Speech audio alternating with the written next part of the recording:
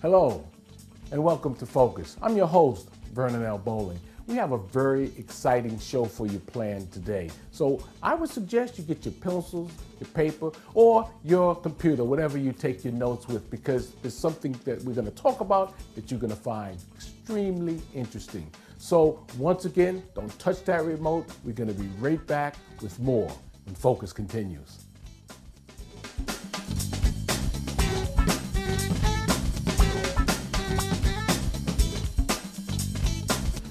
What do you have for us today, Fatimah?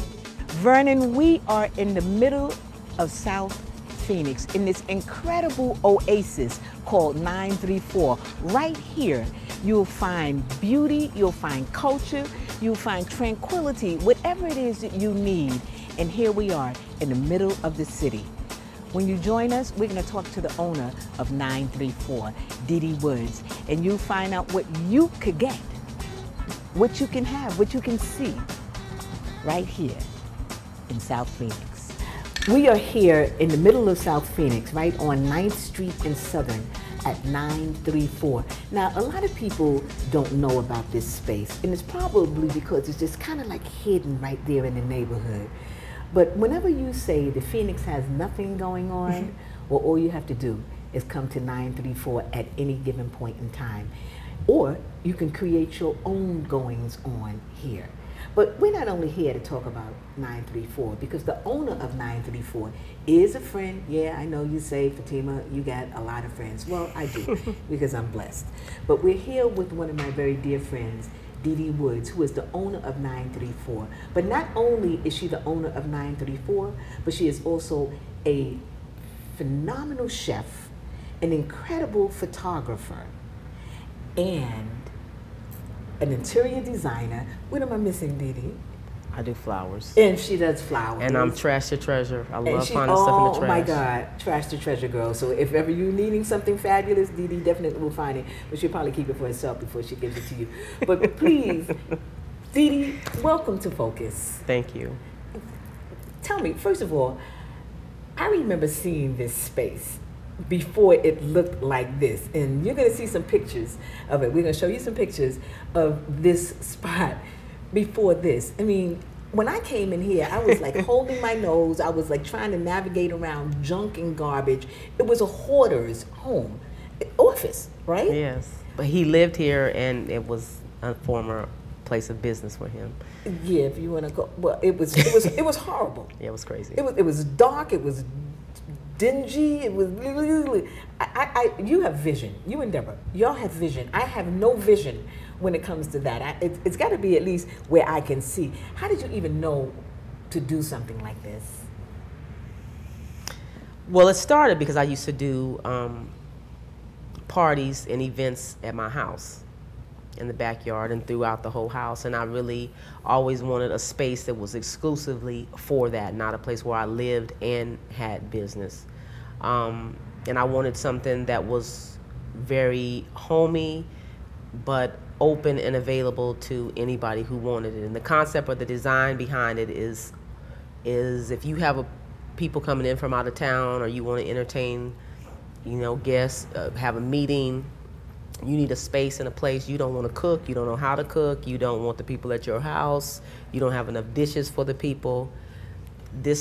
One of the concepts for this place was that, so that people could use this space to do gatherings of any sort, but particularly it started from the concept of having dinner, getting together, but I don't want to do it at my house. And you are, I have to say, you're a caterer, and you're an incredible chef.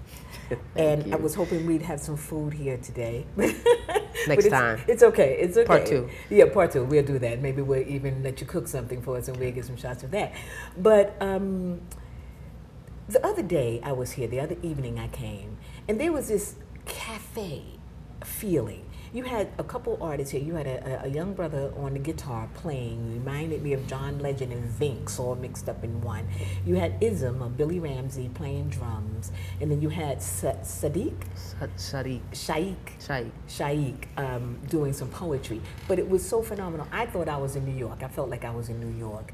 Is that something that you do on a regular basis? No. not well. We're looking to get a regular routine of like a jazz night and open mic combo, but we kind of want to give, that song got to give the people what they want. So we're playing with some things to see what people like, and they kind of like everything that we've done. So we're looking to do like 4 nights, like a Thursday, Friday, Saturday, Sunday, of events that will be posted to the website, and people can log on and request to receive information, and then they'll get a blast about what's going on,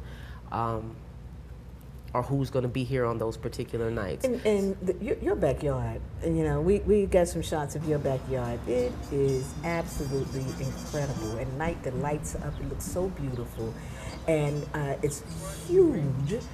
And prior to it being incredibly beautiful, it was a junkyard. I mean, you had all kinds of... There was everything. It was everything really, from draws to bras to hair curlers. It was a Trans Am. I still have the Trans Am without an engine, like from Dukes of Hazzard Trans Am. Right.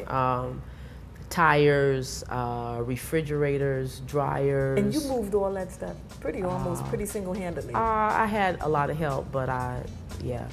Yeah, that's when I discovered scrapping metal. Made money, huh? Sure did.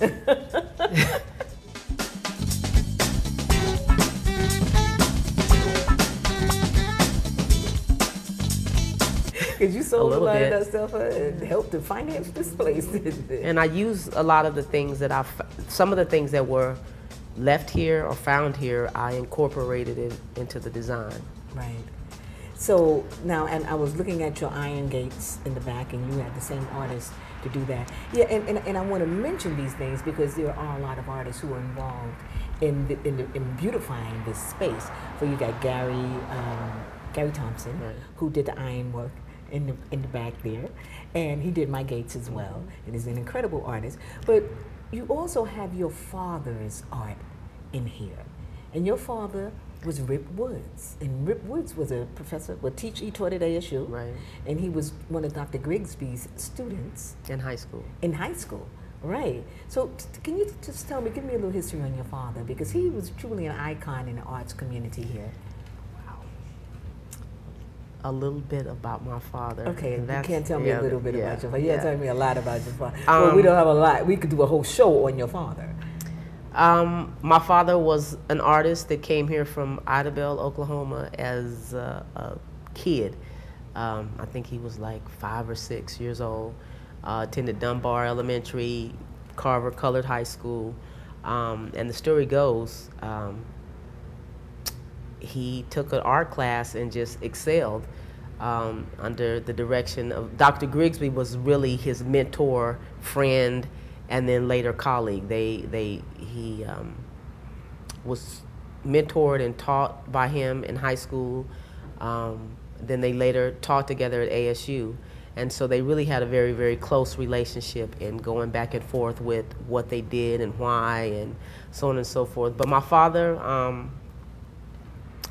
really could do almost anything with his hands. He was commissioned by Neiman Marcus to do a Christmas globe.